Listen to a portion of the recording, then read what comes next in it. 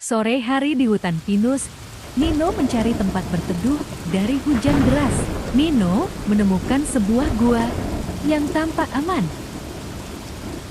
Saat Nino duduk di dalam, terdengar suara aneh dari dalam. Seekor kelelawar tiba-tiba melintas, membuat Nino berlari makin dalam. Saat berlari, Nino melihat seekor ular lewat di depannya. Dari kejauhan Nino melihat cahaya. Akhirnya, Nino keluar dari gua dengan selamat. Hujan berhenti dan pelangi muncul menghiasi langit.